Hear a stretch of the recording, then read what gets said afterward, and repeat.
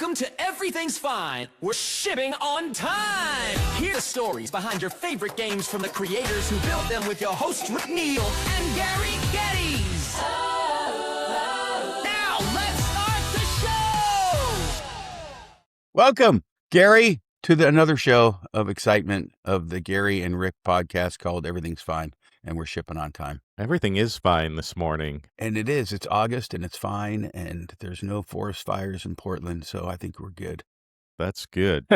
That's where you are. Yeah, and yeah. you just got back from a little vacation. Are you feeling rested? From going to see the giant trees in Humboldt County, and I'm feel rested and full of energy. And I have lots of questions for our guest today, who's a good friend from my Microsoft days, a fellow football guy who also worked on Madden after I worked on Madden. Actually. Is that right? Yeah, he's one of those famous guys. He invented the velocity. So just there would general be velocity in physics? General velocity. There would be no velocity. Wow. If it wasn't for this like next kind of guest. Isaac Newton level. Right. I'm inventions. like, yeah, he's old. Yeah, that's pretty velocity. good. Yeah. Well, I'm anxious to dig into some of these topics. Rick, who's our guest today? Our guest today is the famous, world famous giant Ben Cammarano. And he is welcome, big. Ben. He's Big Ben. Hey guys, how are you? Gary, Rick, good to see you guys. When Thanks I first for met having me. Ben at Microsoft, I thought he was like some big boss because he was so big and tall. But then he was just an awesome guy instead. Is he physically intimidating? I'm only meeting him online. Is that right? You look like, hi, Ben. Okay. About 6 foot. How tall are you, Ben? You're like 9 foot? I'm 6'4". My kids think I'm 6'3 3/4. So Okay. there's debate in the house. They're very kids are usually very specific about How tall are your things. kids, though? They are not tall, funny enough. So my son is about 6'1", and I think the girls, I got a son who's 24, and I got twin girls who are just turned 21, and what are they, 5'5" maybe? My wife's about 5'6". So yeah, I don't know if I think they may have gotten this on their mother's side. So maybe 19. So there you go. So I'm still the tallest in the house. I'm still the tallest. We'll edit that out. Yeah. So does that mean Big Ben has been a nickname for you in the past, or is Rick just making that up? Yeah, Big Ben is certainly one. I can tell you one of my more kind of famous nicknames. I had two nicknames in college that stuck with me. One, and still college friends refer to me as, so Wuben, UBEN, is one, and that comes from a local radio station right. where I grew up in Buffalo. Okay. I played college football and baseball and had a windbreaker from the radio station for some award, and nice. Went to my freshman football camp, and all the seniors and juniors just ripped into me. And then I was in a fraternity, and they got to give you a nickname, and the general one, they just looked at me and said, "Your name is Squid." So that was my other Squid. Better than Squidward, probably. You're Squid. And I'm like, okay. So all right, thank you. Got your moniker. We never used Did you say that radio station was WBE? WBE, and I grew up in Buffalo, New York, town right outside of Buffalo, a suburb called West Seneca. But WBEN was a long-standing radio station back then. Sports, news. Yeah. No, I grew up in Cincinnati, Ohio, and we had WEBN. So it was just... No way. What a small world. That's so funny. Yeah. So, but yeah, was your radio station news and sports, or was it something else? Or? No, WEBM was the classic rock station in town, and probably one of their best features is they would release a local artist album each year, and there were actually good tracks on those local artist albums. Some of those still rattle around in my head. That's awesome.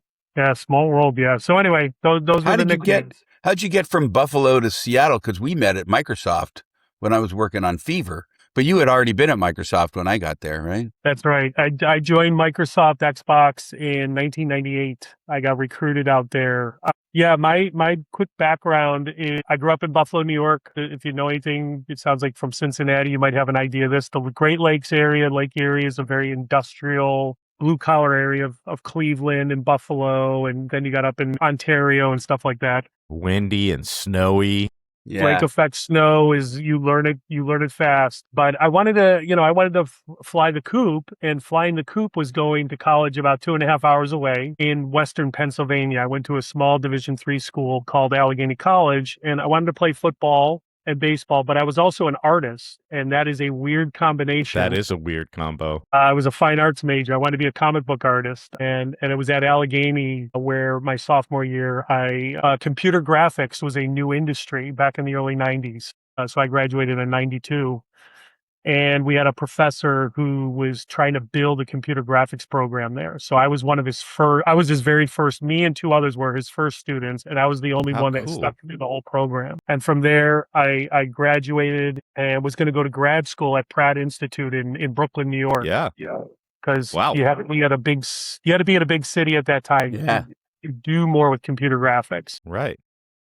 And there, I didn't even start grad school. I hooked up with an internship through a network of people I met along the way. I waitered at the Madison Square Garden. I was a trainer at a gym. You meet people. So you did move to New York City. I did. I worked in New York for many years, probably about 6-7 years. And I got hired I got in my first internship at a multimedia company. And then that led into my early career as a computer graphics artist and producer. Was that for broadcast then? Like, were you doing? At that time, you were working, the way the business was starting to form out there is I would be part of a computer graphics or multimedia company. There were a lot of small ones spread throughout the city that were trying to, get into this new world of computer graphics, but you would be hired generally by a large company, like a marketing firm. Okay. And you'd be subcontracted. You work on a project for them. And so these were a lot of industrial commercials. Okay. So they also some did get on TV. Like I did a lot of work for the Toy Fair. Toy Fair is a big event. Yeah, that is a great show. I did stuff for toys, right? Like let's say trucks. One of my more famous ones was Spawn. Todd McFarlane's Spawn. Yeah, nice. So I did that for about six or 7 years. And then from there, went to another company. And at that time, my wife and I had started dating. We met each other at work. We moved to a company in Marlton, New Jersey. And then in the late 90s, 1998, my sister-in-law, who worked at Microsoft, said, "Hey, did you ever think about video games?" Wow. And we have this new studio. I've heard that there's this thing. She couldn't tell me about Xbox because it wasn't public, but she said, "Hey, the games group is looking to build a sports studio." And Flight Sim was the biggest game at Microsoft, but they were trying to Ed Freeze at that time and stuff was trying to build a sports studio. And sure enough, the art director needed an animator who also understood sports. And she got my stuff. You're the perfect person. You played football. I started as the animation lead of Xbox Fever, NFL Fever, when it first came out. That's how I got into the business regularly. I did some. Your first job was Fever. Yeah, as the animation lead. Fever. What was the tools you were using back then, just out of curiosity? Like before you got even to Microsoft, what tools were you using for the art?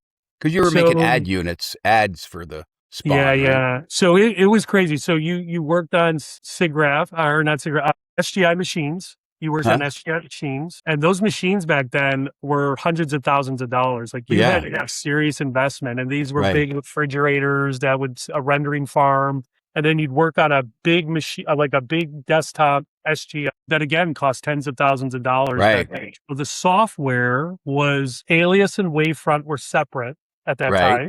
Right. The people who created Maya, what is today Maya. Softimage, Maya, but at that time it was Wavefront and Alias were separate companies. Right. So you had separate software from each one. So you had Alias Studio, and then you had Wavefronts, like they did more of the special effects stuff. Right. So you actually had to not only work on your computer, but you had these other types of interactive accessories that had to use numbers, right? So you'd use a dial, you'd have a computer, and then you'd have a dial to help you kind of fine tune in your color. Wow. And then you did a lot of hardware based. Yeah. So I had to understand Unix, and because you did some coding as well. So at that time, my first 6-ish years doing computer graphics, you got a chance to wear a lot of hats. Right. Yeah. Because you had these separate software, and 3D Max was just starting. Like it was just starting as a. And it wasn't AutoCAD then. AutoCAD hadn't. You did have AutoCAD, but I didn't need it because I wasn't doing like architectural design and stuff. I was doing, more entertainment, commercial work. I needed something that had an animation software as well. I used Flock of Birds was one of the first mocap tools ever used. We called it Flock of Turds because it was you struggled with it. Right. And those were the days where you literally slept under your desk to make sure renders could go, right? Because if it broke during the night, you had to restart it. You got it. So anyway, that's the long of it. Did you ever work on any hardware-based stuff like a flame or anything like that? No, we did finally. I think it was my last year at this one company called Manhattan Center Studios. Actually, you would like that, Rick. That was Manhattan, the Hammerstein Ballroom. So a lot of musicians came in. Yeah. To the Hammerstein, but the company that owned the Hammerstein also owned a company called Manhattan Center Studios that did multimedia. And so they did get the Flint and the Flame, I think we're starting around that time. Right. We did have an editor on staff, and I don't know, I maybe got a taste of this, but I wasn't an editor, so I didn't. If people don't know what a flame is, it's After Effects as a piece of hardware. Exactly. But it was hardware that did it all. It wasn't software tool. Yeah, it was. Yeah. So I think at my last year at this one company called Manhattan Center Studios, we either got a Flint or a Flame, and I can't remember, but yeah, it was crazy. It was crazy. But when I got to Microsoft Xbox, they were using Softimage, which is like, again, talk about old school. Right. They used Softimage. And so that was a little bit of a struggle for me because I was an Alias Wavefront guy and you had to learn a whole other package. So I quickly did. And then finally, after my first or second year, I was one of the leading people to get us off that. Yeah, I remember that. Because it was a little more difficult interface to use than Alias and Wavefront. And then they combined. So. And had you studied animation in school, or was that all training you got on the job? It was training I got on the job. I was super fortunate that one of the companies I worked with was a small, like, independent studio called Doros Motion. And the guy who's an older Greek guy named Doros, he's like huge personality. He'd walk around the office, he'd smoker, and I hate smoking, but he'd smoke and he'd blow smoke in your face. And you're in his New York brownstone, studio. Right? It was great. It was maybe with 2 or 3 others. But he was a traditional animator who just didn't learn how to cell-based. Yeah, he was a traditional animator, but did not. It's funny, didn't advance into the technology, knew he needed it to run the business. So he hired a bunch of young people who were into computers, and that got me my first real not on the job training of like, no, here's how you animate. And that's cool. And then from there, I got some additional training early in my career. Okay. But animation was always important to me, and it still is today. A big part of that is from my time working at Doros Motion and learning on the job from a traditional animator who built the business. So do you think that acumen, that discipline served you well over the years? Yeah, I think it did. I think one of the things it did for me, and again to this day, is the idea of how important movement is to any experience, right? Here's the thing. I don't think a lot of people realize this is happening, but if you think about it, the three of us, anybody in the world knows, let's take human movement. We know how a human should move. We may not be able to create it, but we all know how it should move. Yeah. So if something is off, you're trained, right? Since the day you're born, you are trained to understand how a human should move. You catch it, right? So then having to work on a football game is people like Rick know, hundreds, thousands of animations. If something is off, it's going to get picked up on. So you had to really understand the kind of the big movements of animation, momentum, and things like bounce and so on and so forth. The basics, like Disney does still the best training, right? Like the 12 basics of animation or 12 fundamentals of animation. But humans understand how humans should move, right? Or how dogs should move, animals, and so on. So yeah, that had to really layer in a level of kind of attention to detail and quality you needed to build sports games, especially. So you weren't doing mocap then? This was all hand animation? Both. So when I started, it was both. So mocap, again, was a relatively new technology, right? Starting to get integrated. When I started at Microsoft in 1998, they didn't have their own mocap studio. We used a company called House of Moves. We did too. Yeah, you guys probably did too. I think EA certainly was a little more at the forefront of developing its own studio down the road, before other companies. But we used House of Moves. And then what would happen is we would probably at that time get all the basics done and then do more of the over-the-top moves by hand or craft it by hand. And then we started to learn how to use stuntmen, and we should hire a stuntman to do that. And that would save us time and efficiency. And it was in my I want to say the early 2000s, we started working with a company, our Salt Lake City studio. So Xbox had a Salt Lake City studio that did snowboarding game called Amped. They did Lynx Golf. Golf, yeah. And they wanted to develop their own mocap studio there in Utah. So there was always this big debate. Should we continue to use places like House of Moves? Should we build our own internally? I can remember a lot of, long meetings. There was debate. Got Freeze and Kathy Flood, who was my PM at that time, the spend of internal mocap versus external. So it was fascinating, but yeah, it was a mix of the two. And people don't realize the reality is this: you go out and capture linebacker moves and tackle moves, then you have to hand touch all of those animations. Right. You got a lot of times it's easier just to go make it by hand than it is to take that point cloud, resolve all those terrible data points and clean it up. Clean up data took 6 weeks, right? That's right. Tweaking the data took a day, right? But the cleanup was a nightmare, right? And a lot of times in the early days, you'd be like, well, you know what? I just did this with my hand. And you had these 5 moves we're not going to use. You spent 4 hours in the mocap studio capturing them, but they were just too noisy. And that was such a mess back then, right? Yeah. Absolutely. And I'll give you a good example of that, what Rick is talking about. Like even the most simple thing, let's take a walk or a run cycle, right? Like just this idea of looping, let's say 10, 15 frames in a video game. Okay. It looks simple. Back then it looked simple. It was incredibly difficult because when you capturing somebody running, their cycle is not the exact same every time, right? No. Or they might have one arm that always comes up high. Like again, human motion and human interaction. You pick up and already process all the asynchronies of the human body. Like it's not even. Your one side might be stronger than your other, or so on and so forth.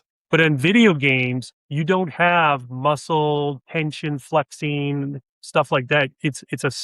Your rig was a stick, right? Just moving. Yeah.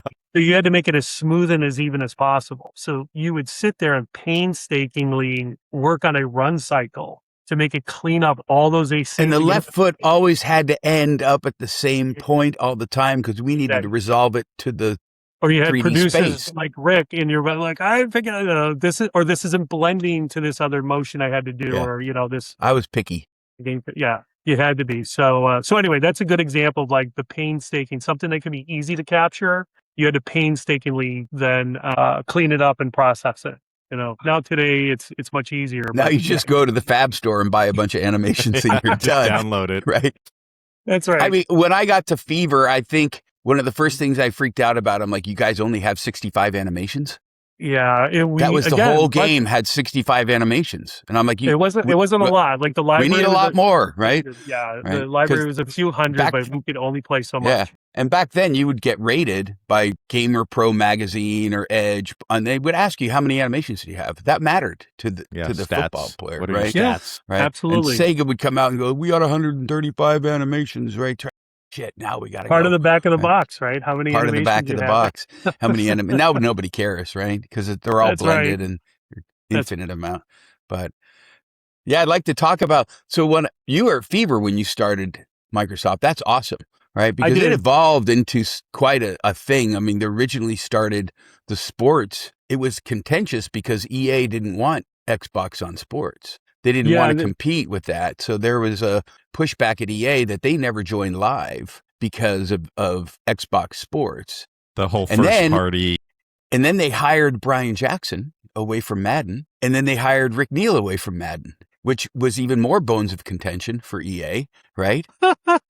But how did that look from inside? Because you guys had Kathy Flood, who's an amazing human and did a great job getting that thing started. But how did that look inside? I never really heard the real story from that. Yeah, I would say, like, thinking back then, my experience at Xbox was certainly interesting from the standpoint of this. Everybody I worked with, the sports group still, I was just talking about this with somebody the other day, is still one of my favorite times of working with, even with all the people moving in and out. Right. And there was, I still remember this, like when I first started there, and I'll get to this, it may be a little long-winded, but I'll get to the point about Rick and Brian Jackson and stuff coming in. And this can give you a taste of it. My very first interview, I still remember this to this day. I won't say his name, but the very first interview I had, the very first in my loop at Microsoft, was with the engineering lead of Fever. And most of the engineers do not come from video games at Microsoft. They come from Windows and Outlook. Some of the smartest and sharpest people you will ever meet. Like, again, coders. I learned so much about coding, like even just in general about coding, rendering, like these guys knew it all. Right. But the very first question the engineering lead asked me as the animation lead candidate, he goes, "Hey, I'm glad you're here. So tell me, what are we going to do with you in 5 years when we don't need you anymore?" Wow. The saying is, we don't need animators and artists anymore. Because the computers were going to do it all. In 1998. Wow. This is 1998, Bold. right? And I can't even to this day remember what I said. I think, and it was a classic kind of interview tactic that places like Microsoft and stuff would do at that time. Yeah, what are we going to do with you? What are you going to do when we don't need you anymore? And I kind of did my best to kind of push back. But right. The point is, I was a rarity coming into a company like Xbox, or that group at Xbox, an artist, quote unquote, an artist, right? So when people like Rick and Brian Jackson came on board, and we had one designer back then, a guy named David Ortiz, was fantastic, still a good friend of mine to this day. But when more people like Rick and Brian Jackson came in, there was a continued realization that these two worlds could blend. And the idea of design and the craftsmanship and the arts combined with the technical aptitude of these engineers who were used to like crunching on the hardest of problems. I still like working with the animation engineers, right? For instance, right. They were great. Like watching them just on the board, like, here, we're going to do this blending and we're going to do this. And their attention to detail is fantastic. But combining that with game designers who came in, and then I got a chance to learn the craft of game design from people like Rick and Brian Jackson and David Ortiz and all these guys. So there was a maturity, a corporate maturity that was starting to happen. Certainly, like any change, there's always tension, like, because again, the Xbox, the NFL Fever guys, and again, we were doing also Inside Drive. I got a chance to work on that. We were doing baseball. We tried doing that came out of, I think, our Salt Lake City studio. We had done soccer before I got there, but we stopped doing that. So the point is, like, you were this little, David and Goliath, right? We're going to fight the big, Goliath, or, we're like, but you were Microsoft. The 300, and here comes Xerxes, right? The EA Xerxes coming, and we're like the hockey game with Chip, right? With Chip. I just talked to Chip the other day, right? The golf, you guys own Lynx, right? And we still do a sports, Rick can remember, we still do kind of a once every year or two. We try to get the sports group together. Yeah. Oh, cool. So I think it's great. But there was tension, right? Because you had like these hardcore engineers and PMs. And Kathy was not one of them. She was phenomenal. But that was the culture at Xbox, combining with the game design and the artistes, craftsmen of a game designer, like it's a new role, right? Nobody knows what this means. It's just a kid coming out of college and just, And then they brought a producer in that was about shipping on time. Yeah, there was a guy. And I think Ben was in the meeting when we were. Ben was in the meeting. We were with the lead engineer, and we were talking about burn down on some bugs and how to fix something. And he said, we're going to have to refactor this whole thing because it's not up to the engineering standards at Microsoft. And I said, very loudly in a Rick voice, engineering is getting in the way of making this game fun. Yeah. How do you code fun? Yeah, like fun. And the lead engineer said, everyone leave the room except for Rick. That's classic. And he said, in the meeting, he said, and I'm not going to mention his name, he's like, look, engineering's what made Microsoft great. He was pissed. Yeah, he's like, never, like, we run the roost. I'm like, that's not how it's going to work with this game. It's not going to be fun. You can continue to make last year's game, or we can make a fun game this year. And when I walked in, Brian Ward was our head of our sports studio back then. He was in charge of the money. Another guy named Kevin Brown, who came from Office, was running sports. So he didn't know what was going on, but Brian did. He was from EA, right? He was EA Canada. But I told Brian, I said, our measure of success is how many features does Madden steal from us every year? So that's a good And bar. I made Kevin Brown write it down. I'm like, if we can get more than 2 features stolen from Madden from our game, we're going to consider ourselves a success because we could never sell enough because we're only on Xbox. That's right. And Xbox had, I don't know, 35,000 units. It was a terrible launch. There was no addressable market. But we could be critically acclaimed if all of a sudden our features are showing up in Madden, right? And that was the first year we had 2, the second year we had 5, the third year we had 5. They stole a lot of our Make one business. of those a tech issue. Make one of those like, we got to innovate Engineering on tech. was not a feature that they were going to steal. Yeah, this cleanest code you've ever had. There's no bugs. There's all the comment. And it was about commenting the code. What he was freaking out. This is not engineering standards. It's not clean enough. I'm like, fuck, dude, just write the code and let's go. Right? I was that guy. But then Madden stole Ben. They stole David Ortiz. How many other guys came from the studio that went to Madden afterwards, right? As the NFL Fever team wound down, a few of the guys went off to EA Sports. And why didn't this work like sports where they just traded you guys? Like, why didn't they just corporately trade you guys? Yeah. So I had a little bit of a detour before I hit EA, but in general, Rick's got like this, and this may tie into the maybe later on the questions we talk about. What did I learn? One of the things I learned, so to the earliest point of EA now is ready to partner with Xbox and go to Xbox Live. And when we got they pull us into the cafeteria, and I remember the executives came in and told us why we were going to get shut down. And it was frustrating, right? At that time, here are people in their 20s, their early 30s, like, you're young, let's go. Like, we could do this. And what are you doing? And, yeah, you're on a mission. We're on a mission, right? And why not give us more time? And I didn't understand how the business operated. So I was frustrated, right? And I had opportunities to stay at Xbox, but I said, no, this is, I was aggravated, right? And at that time, a few of the Xbox guys and I split off and did a startup for a few months. And at that time, when we got shut down, that would have been 2004. That's right.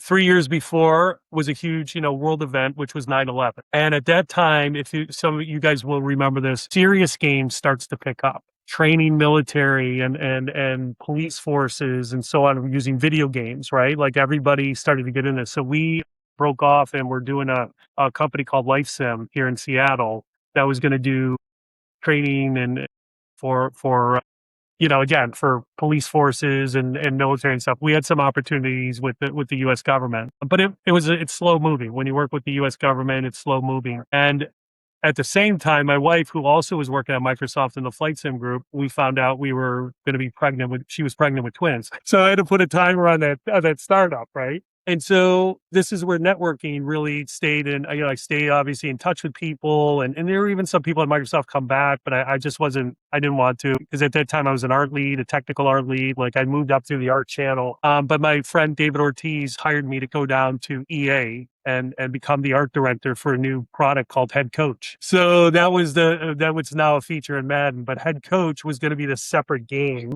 Interesting. I was going to say, I don't remember that title. I think it did. Yeah, I can't see it. I'll walk back there, but I still have my disc hanging on my wall for Head Coach. Okay. It actually launched as a separate standalone product, I think. Yeah. God, I totally don't remember that product. It was an Xbox 360, I think. Was it Xbox 360? Yeah. Look at that. Coach. Yeah. Bill Cower. Oh my gosh, that's incredible. PlayStation 2. The whole thing was, it was a coaching, pretty much a coaching sim, which is now a feature in Madden. And at that time, Madden and all those sports games were going to the Xbox 360 and PS3. Yeah. So I got a chance to start working at EA Tiburon back in 2005. Okay. And I did Head Coach for 1 year. And then David moved to be the lead producer to Madden and brought me over as the art director. So I did Madden for 2 years. Which years of Madden were you on? 2007 and 2008. So that would have been Sean Alexander from the Seahawks year. Yeah. Ooh, I'm blanking here. The QB from Texas, Vince Young. Okay. Vince Young when he went to Tennessee. Wow. So I did. Those are my 2 covers. Yeah. And I got a chance to work on And you were art director, right? So the art not director. technical. Yeah. Yeah, I was the art director. I got hired on as the art director, and at EA, again, at Microsoft, there was a little more of wearing multiple hats. At EA, this is where I really learned the machine. Yeah. The machine of game development. Like you were talking about hundreds of people working on a game. And as a leader of one of those functions, the art director, you did a lot of strategy and direction and less hands-on. You set the vision. And I was used to doing vision and then coming down a level or two and maybe having to build some assets and stuff at Xbox. Because there you did everything. But at EA, it was a machine. And Rick can tell you all about the size of the team. It's huge. Right. And right. You had dedicated teams and then you had central teams. Right. And you just defined why Xbox shut down sports. Because when 2004 shipped and we wanted to get on a better cadence because we were slipping time, I went to Robbie Bach and Ed and I said, the way you fix this is leapfrog development was called then. Now it's agile, where you basically increase the size of the team, work until July 23rd, find out what code works. That's your version of Fever. And the team keeps working on next year's version. And Robbie Bach, without missing a beat, said, so you want to double the size of the team?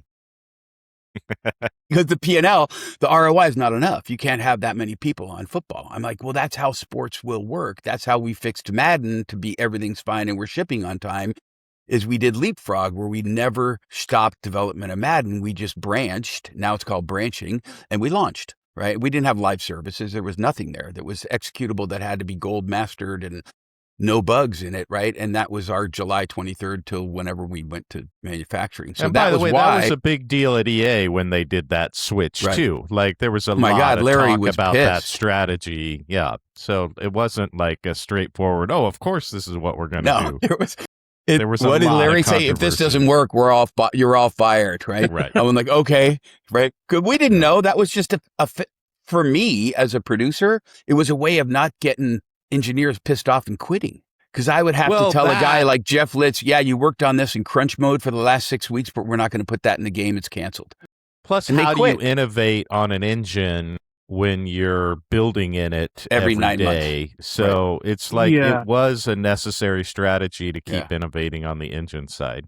And now Madden's team is 400 people. It's crazy, right? To the point of Rick's slogan, shipping on time. Like, you can't miss your dates in sports. Like, it's the one part of video games where there's no slippage, right? Like, maybe you got a week if you pulled it up, but this is literally no slipping in sports. And that's where I learned discipline, game development discipline. But at EA, you had dedicated teams. You had dedicated teams to the product. You had dedicated central teams working on engines. You had dedicated separate teams working on gameplay. And then they would do their best to do the leapfrogging and, Renderware at that time and others, now today, I think it's called ICE is EA's engine. But, at that time, it was things like Renderware and so on. Right. You had central teams dedicated to that. So you had a central gameplay tech.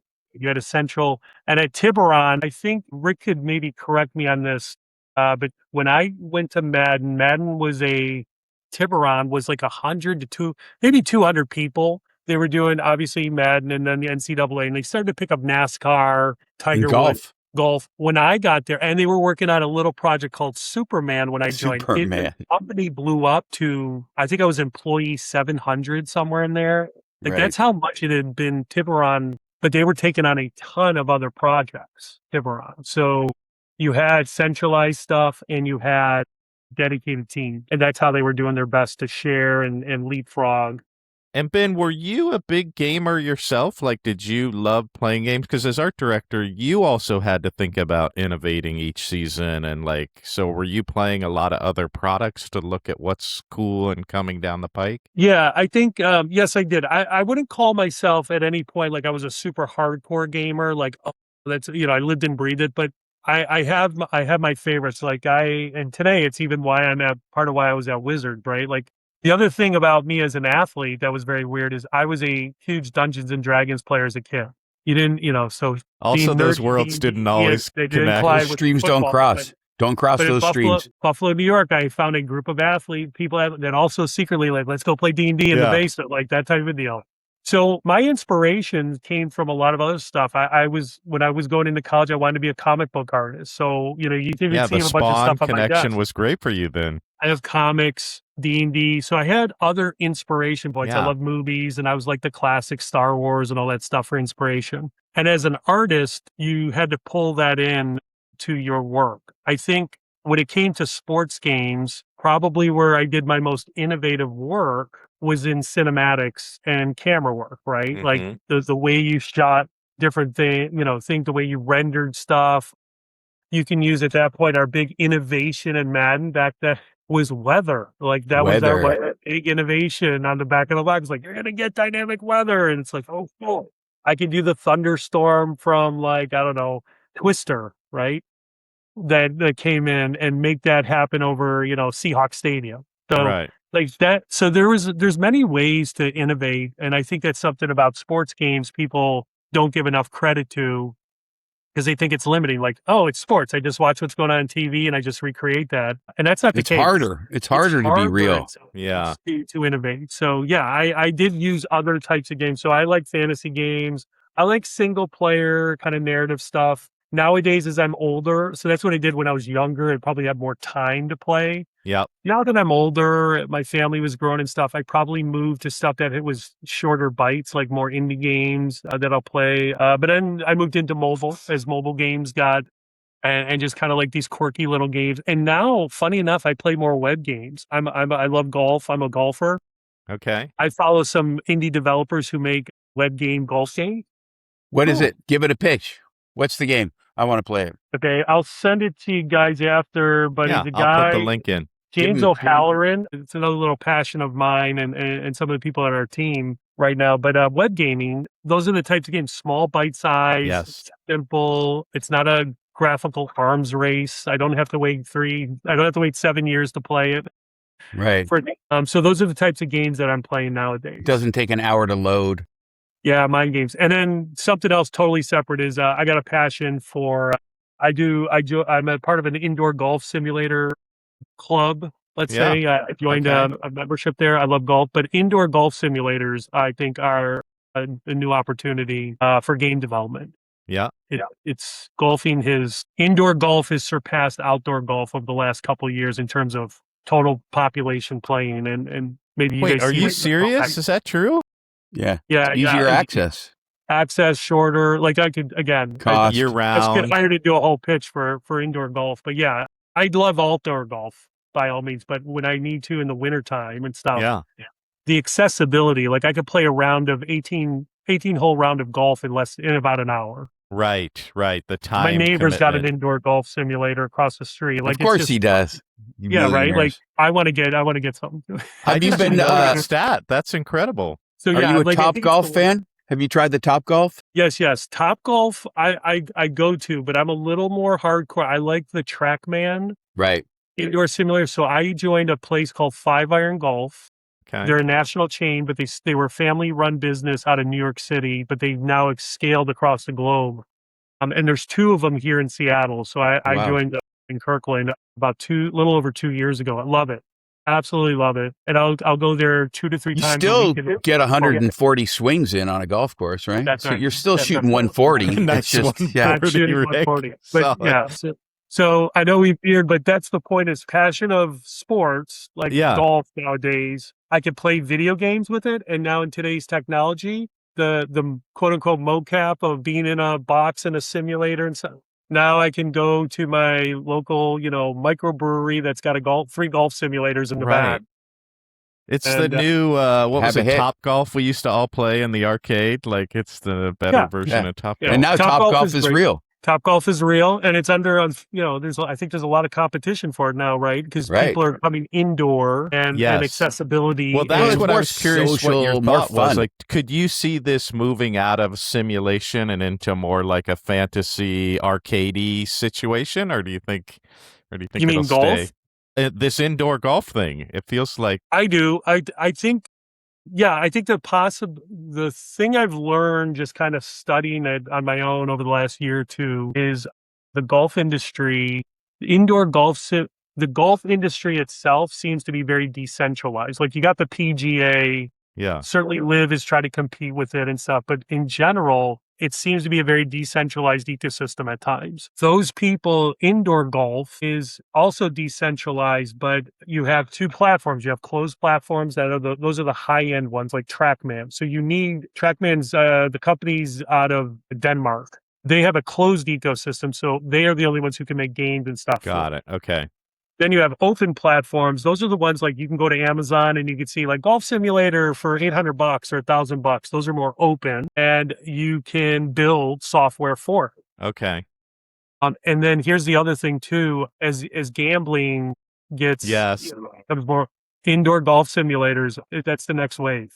For closest to the pin and like you go there with your buddies on a Saturday night. Let's throw in $20. Who can get closest to the pin? And now some of these companies are building apps so that you can gamble, and that's going to be a huge everything's gambling. So, yeah, I agree. And do you putt in this sport? I'm sorry, I don't. Yeah.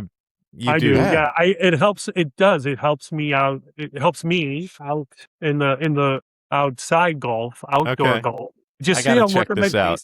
You should. It's great exercise. You ever in Seattle? I'm more than happy to host you guys. I'll take you over to my club and stuff. It's fantastic. So I'm sure there's a couple in San Francisco. But the other thing is, it's breaking the barriers of what golf has normally been. Normally, golf is you got $300 for greens fees, and then a cart, and then your $1,000 clubs, and you have to wear the right clothes, and you got to be a part of a cost of entry. Remember, you and I going down to Aptos with Hilliman every week to go play golf at a club that he joined because I couldn't afford to do it, right? And that's unapproachable for a lot of humans. And with these simulators, the 3 hour plus, I can't get out with kids and other commitments. It's so hard to invest. And you're right. You could sit around with your friends. They could be drinking beer while you're driving. You can drink and drive. Yeah.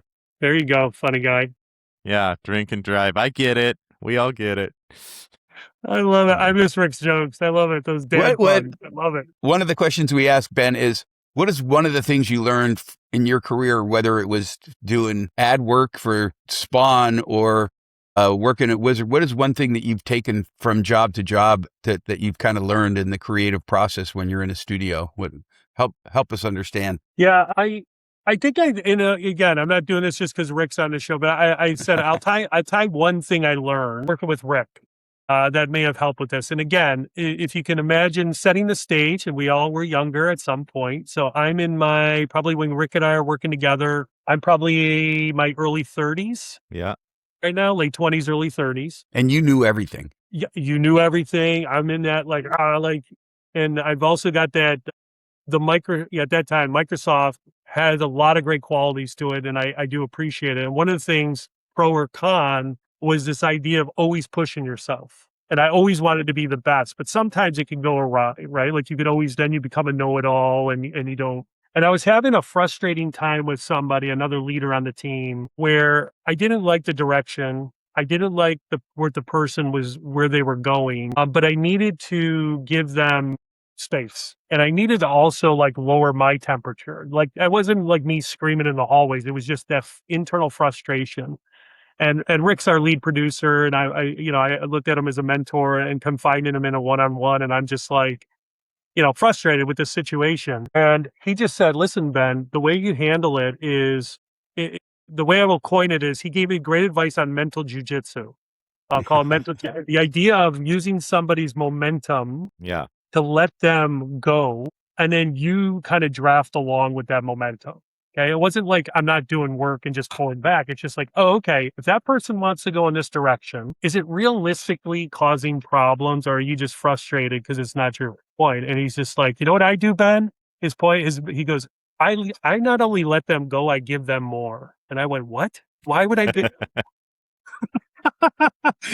But his point was mental jiu-jitsu. And it was the idea of, okay, the guy does have some superpowers. Let's let him go. He may not know at that time, he was somebody who didn't know the football, or let's say, but he was a leader that we had hired because he had some talents and he was talented. But let him go in that direction. And I said, okay, then I'll use I walked away from that. And it was just this kind of, it didn't fully sate me, but it really planted that seed that grew, that was like, okay, I got to let people work the way they work and stop trying to control. Tell them everything. exactly how to work. Yeah, like you're doing it wrong. Because again, from experience, people who I have let work the way and it didn't work out, like, oh shit, they're taking us all down with them type. And it's happened. We all have those.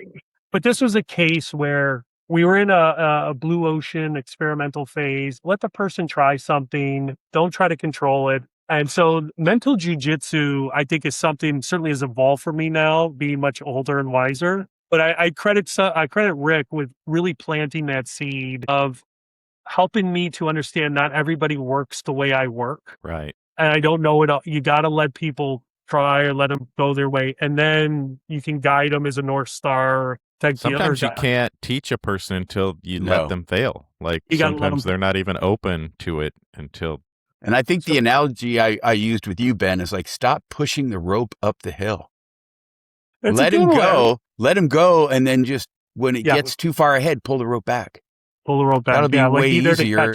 And you only have to talk to him once a month and pull the rope back a little, but let the rope go, right? Stop pushing it uphill.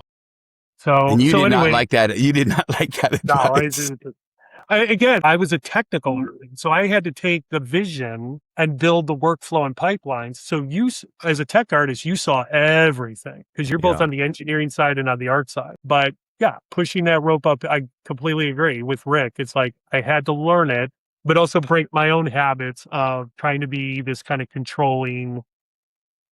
That's a good lesson.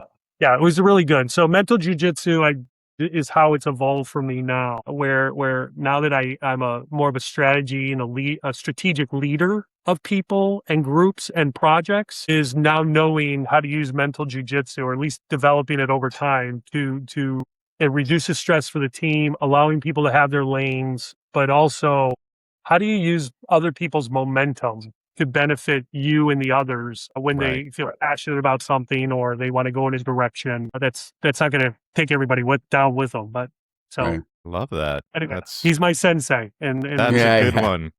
My mental jiu-jitsu sensei.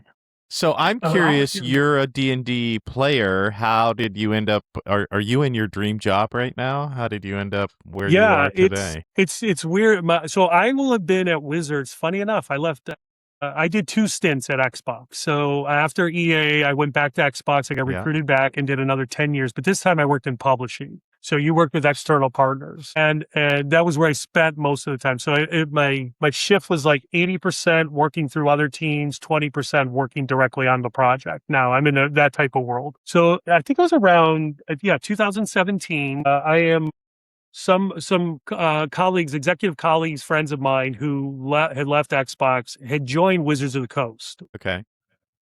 And I happen to be having coffee with one of them now. Her name's Holly Barbacobi. She actually is the chief people officer of Hasbro now. And we were talking. I was like, Holly, where are you? We caught up because she and I worked together for many years. And she's like, oh my gosh, I'm in this new job, Wizards of the Coast. And I just threw it out as a kind of I'm like, oh wow, they do D&D and Magic. I love D&D. If you ever need anything, let me know. And like, I'm going to call like a week later from another exec she started with who needed a creative director. Yeah.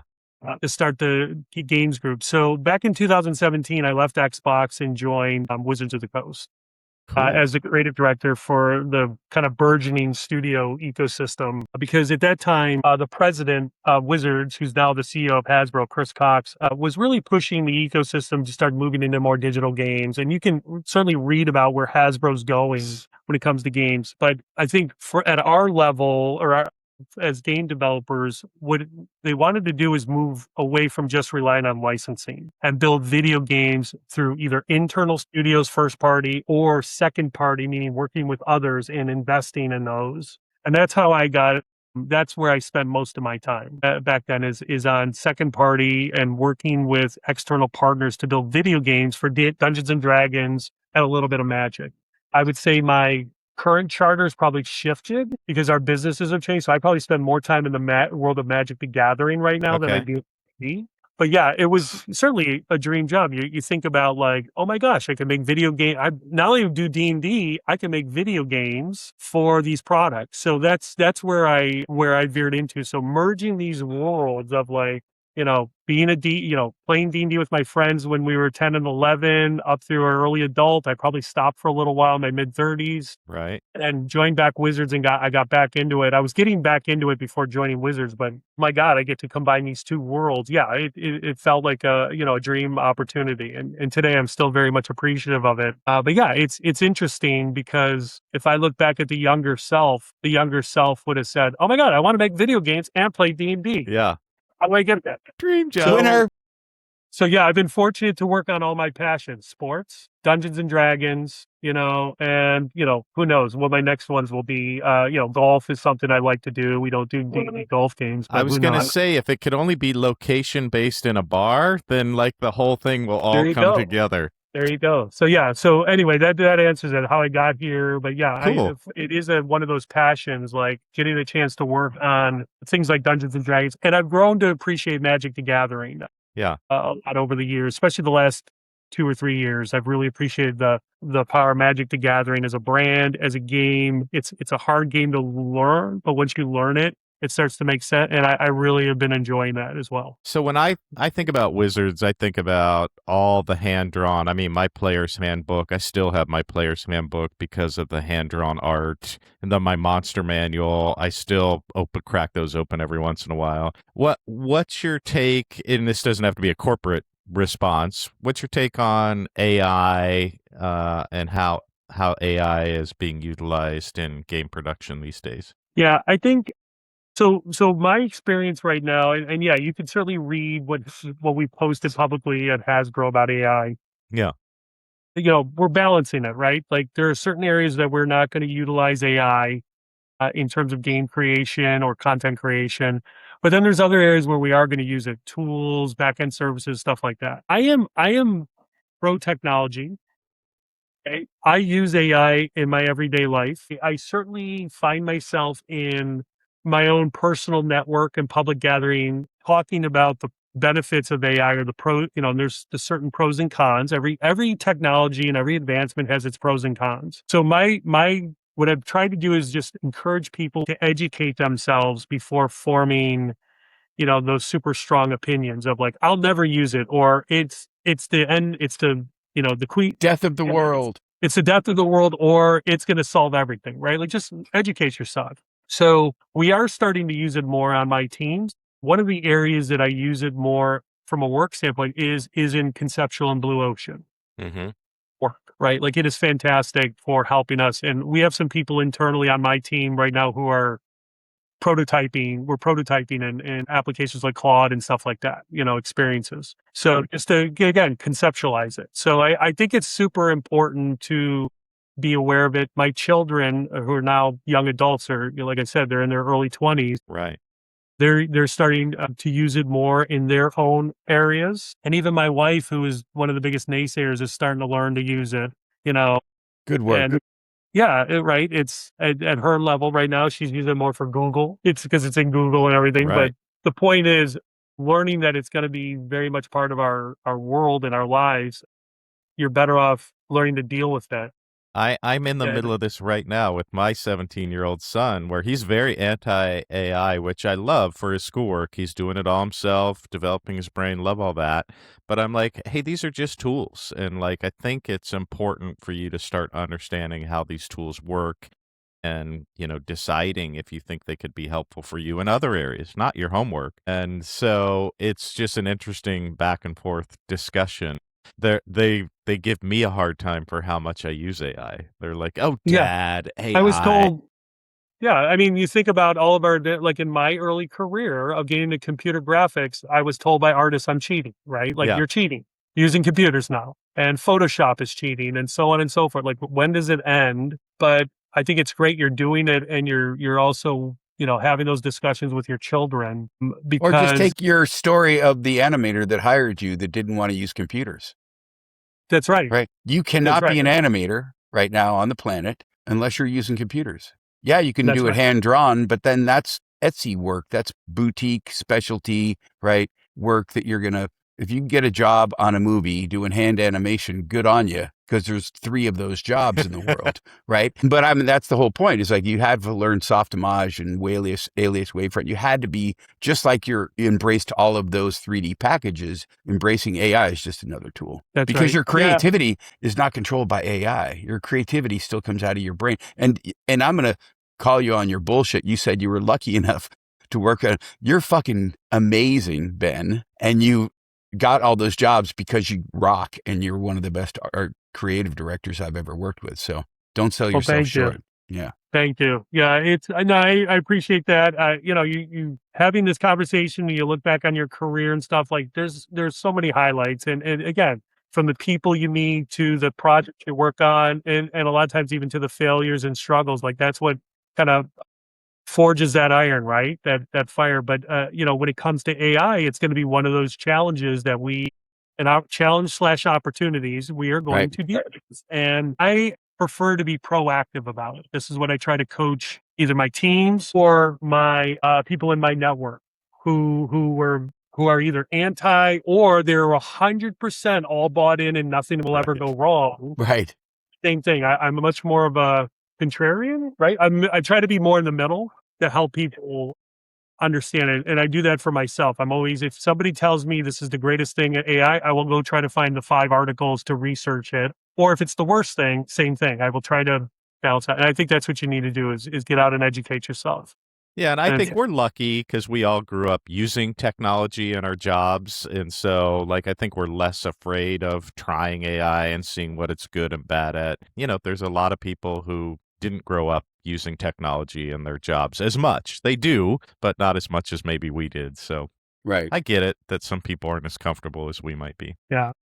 Yeah, I've had probably some of my, there was one person at work who was very anti AI. I was just dealing with, and now they've spent, and I give them a lot of credit. We had a good discussion about it. They're on my team. And now the person is very much like, I tried it. I learned things. They went and got training and tutor. And now they've come back and are much more proactive and pro, like, oh my gosh, I didn't realize I could do this or do that. And to your point around tool, and it's been refreshing to watch that person grow and learn this new tool set's available to them. They could use it. It's not going to replace them or their job. It's not what it's intended to do. It's intended to help make them more effective and more efficient. So, and I appreciate them for doing that. On that note, one of the questions we also ask is what advice do you give the youngins trying to come into the industry? What would you tell them right now? This is something that is always at the top of my mind with young people, anybody, but especially young people. And I give the same advice to my kids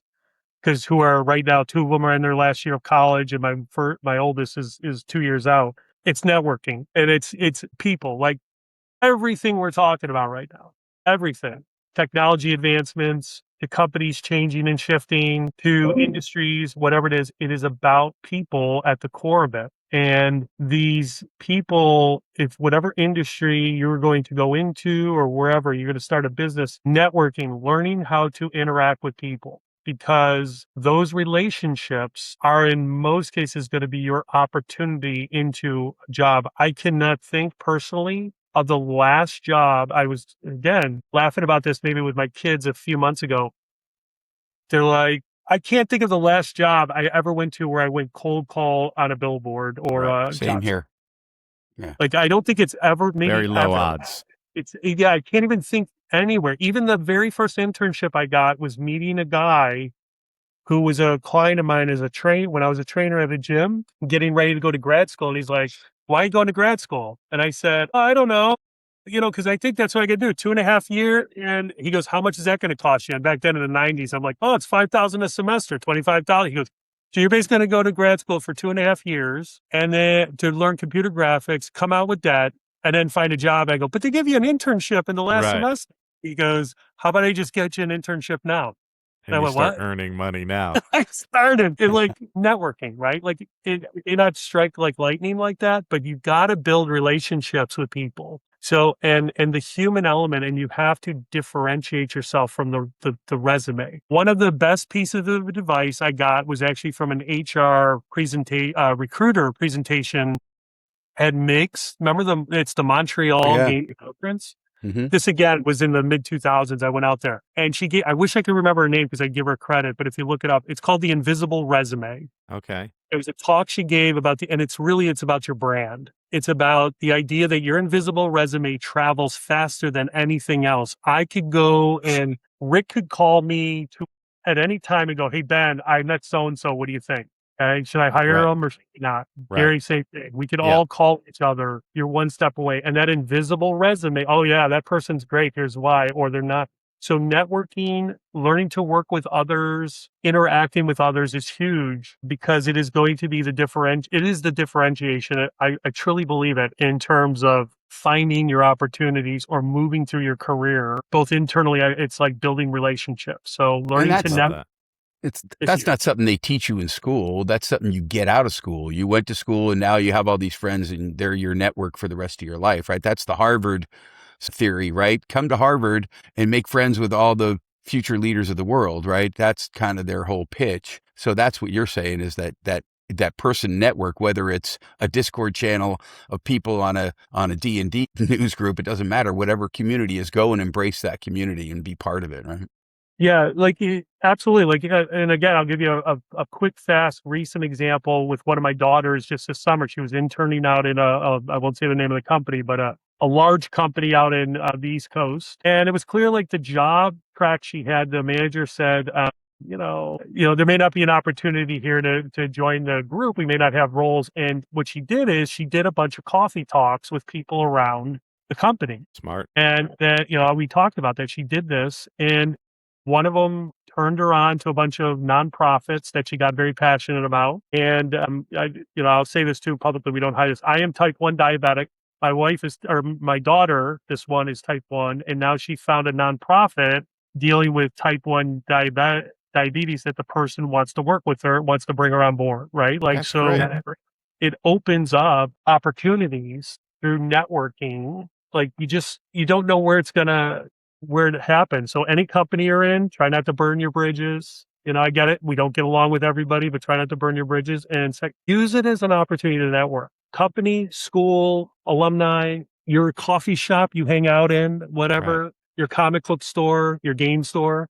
You don't know who you're going to meet, but also you need to develop those skills, those interpersonal skills. That's great advice. That's great advice. I'll get my soapbox there. I love it. Rick, can you believe how fast this conversation has been? I cannot believe how... We just started. I know. I feel like I could talk for another hour. I appreciate you guys doing this. Thank you. The one question we didn't ask Gary is... Well, do you have any questions for us you'd like to ask? What question you have for us? And you don't have to. So let's take the other side for young people. How about for older people in the industry? I'm not going to make assumptions about our ages here, but let's make an assumption. Yeah, you're preaching to the choir. I'm the oldest on the call. I'm 66. No one is as old as me, right? You're the first. So I talk about this with people at our age, my age. We're the first generation of gamers, game developers. Yeah. I'm probably at the tail end of first generation, but I'm in my mid 50s. But you got, if Rick, you're older than that. So what do you see is the future for older game developers? It's a great question. You go first, Gary. Where do they go? Where do they go? Not that I'm looking to leave or anything. It's just I think it's an excellent question. I can dive right into this. Yeah. I think this is why Rick and I started what we're doing right now, which is, I think I think it doesn't matter what industry you're in, but especially in gaming, I think our skill sets are a little bit undervalued, maybe, especially at a team level. If you didn't get into C-level management at this stage, it's very hard to be hired in the industry at this age. Call it ageism, call it cost control, for whatever reason. Your resume does not, and your network doesn't always get you in the door at this age. And I have to be honest, I've been on teams where older guys like myself came in, and it was a team of young guys, and you're like, who's this guy? Like, what does this guy know? And we were very biased and ageist as team members. So I think we're in a challenging time right now where I think there's a lot of talented people out there that are being underutilized. And I think smart companies would be smart to start integrating and thinking about how they could utilize this workforce that's out there, because certainly our experience and, like you mentioned, Rick's mental jiu-jitsu, those are not skills a lot of the They young don't teach you managers that. have picked up yet. No. And so I think we're in this era for whatever reason, however we got here, we're in this multi-hustle era right now, where if you're our age, you have to have multiple, if you're not working at a corporation already, you have to have multiple hustles going on. And you have to hope that one of them gains traction and then go all in on the one that gets traction, or keep fostering those other 2 or 3 while you overinvest in the one that's got traction. So that's certainly my situation. I think it's similar to what Rick's got going on, which is got multiple irons in the fire, trying to kind of push a lot of ideas forward independently. I love that we're in this era that you can accomplish a lot more as a small team because of all these tools than you've ever been able to do before. So I think that part of the experience curve is great, because we see that opportunity in front of us of like, ooh, we can get these products to market really quickly with a small team. And so that, I think that part's exciting, and I'm trying to stay young in terms of my mindset of like, hey, here's great tool.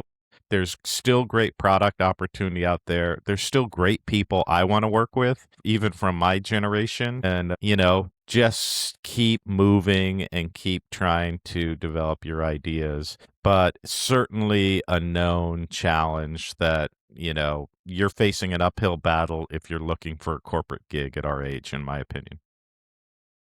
Yeah, I would echo the same thing, that people call it ageism. It's the reality of it. Right. One of the things when I got to Amazon, Richard Hilleman helped me navigate from a business development role back into production at Amazon Games. One of the things he said during the sales pitch, he's like, Rick, in the 90s, we forgot to hire old guys. And I said, Richard, in the 90s, old guys were not dumb enough to make video games. But we didn't have an ecosystem where there were older people. So we don't have this kind of common dynamic where on teams you have. And so part of our job is to help the youngins understand that, you don't need Rick for 40 hours. You need Rick for 3 hours, because I'll give you 40 hours worth of work in 3 hours, right? And I'll help you fix, like one of the things Gary and I do is we help teams figure out culture and what's really going on in your team. They don't understand that the art director freaking hates the lead programmer because they dated the same girl, so they're never going to get along, right? You need, as a leader, you need to understand those kind of things, right? And that's kind of where the culture comes in. Those are things that no one taught us that. We just learned, right? You just learned. Don't slow down the artist. Let him go. Give him more fire. Let him burn himself out. You might learn something, right? Those kind of learnings you learn from being on teams and things like that. That's the kind of the non-institutional knowledge that we can now provide back to the industry. But Gary's right. There are no more jobs after 40 in the games industry. I'm saying maybe even after 35 at this point. It's getting so hard I'm going to be a team member at Riot. Yeah, I find someone over 40 getting hired. It's almost impossible. Their business model doesn't need that. But the beautiful thing of it all, and I think the biggest opportunity, is 3 smart guys can run an entire company and launch an entire product and own that entire product themselves. So one of the things Gary and I are doing with one other person, Manny Barrios, is we're testing that out. How fast can we get to the point where we have a commercial product ready for sale? Can we do it in less than 90 days? If we were less lazy, we could probably do it in 60, we found out. We just have to get on our, but we're going to launch a product that can monetize, right? That uses all the tech, that uses everything in our game develop. It's not a game, right? But it uses all of those tools. And that's the thing, is just from hustle to hustle to hustle, stay active, go to the shows, go do the networking, talk to all the people as you get older, but also be prepared to work at Starbucks to pay the mortgage. Yeah. Because Absolutely. That's where it is. Until you can start making money for yourself, there are no more corporate jobs. And I'm being radically by saying under 40, but I don't know any people under 40 getting hired by big companies now. Over 40. You mean over 40? Yeah. Over 40, under 40. Yeah. So yeah, no, it's a good point. It's been, sorry guys, it's been tough. Yeah. For my network, it's been tough to watch. Certainly probably maybe like you or two, and people you've worked with for years that still have value and they're smart, but different stage in life. And so some have accepted it and have moved on graciously or have been proactive. And those that aren't, who struggle, it's always in the back of my head, like, how can you help? How can I? Right.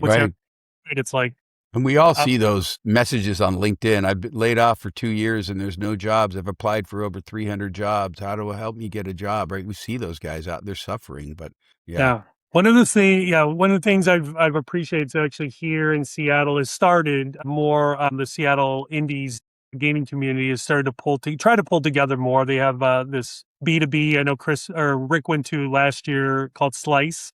I'll be doing it again this year.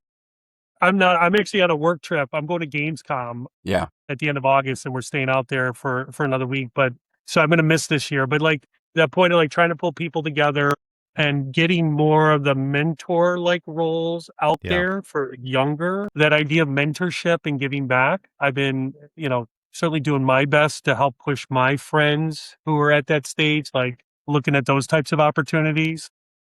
No better time to be in indie studio. No harder time and no better time. Right. No better time now. So anyway, but no, that's great feedback, guys. I think it's something that I know I think about more regularly as my kids are getting older, and my wife and I are pretty much empty nesting right now. So we're at that stage, and like, okay, what's the next few years going to look like for us? That's exciting time. Congratulations. I used to have a t-shirt for mountain biking, and on the back it said, "Don't follow me because I do dumb things." So I'm going to say that that's been my career, by the way. My career advice to you is don't follow me because I do dumb things, Ben.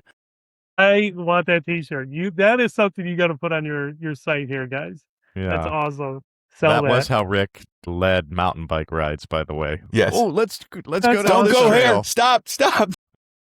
This is awesome, guys. Yeah, see those lifelong friendships and stuff you develop just from what work. You were talking about, the networking and the iron, the fire forges iron type, scenarios. I think that's great, guys. That's awesome. That's a great now story. Ben's in the network. Now you're in with the network with Ben, Gary. I appreciate it, Gary. We're coming up to play golf. I can't wait till I'm up there and we can play some indoor golf. I'll bring you up there. I'll give you some lessons if you don't play, but I love to play. It's the time commitment. Perfect. So I can't wait to play some indoor golf. Anytime. Okay, Rick, guys. Thank you for doing this, and thank you for inviting me. Another exciting episode. We've gone long on this one's going to be a hard edit job for Gary. Good job. I'll get it down. Thanks for taking time, creative director Ben. And thank you. This was great. We're hoping we all get free magic cards for Christmas, so that would be nice. Okay, hint. I know what to get you guys. All right, and let's get together again later this week for another exciting episode, and we will continue the Everything's Fine and We're Shipping on Time at a later date. Yeah. Thank you so much, Ben. This was great. Thank you, guys. Ben. I'll talk to you soon. Thanks, Take guys. Care. Bye. Everything's fine, we're shipping on time. Everything's fine, we're shipping on time. Everything is fine, we're shipping on time. I'm hearing good things, we're shipping on time. Take some deep breaths, we're shipping on time. Let me solve that, we're shipping on time. Everything is fine, we're shipping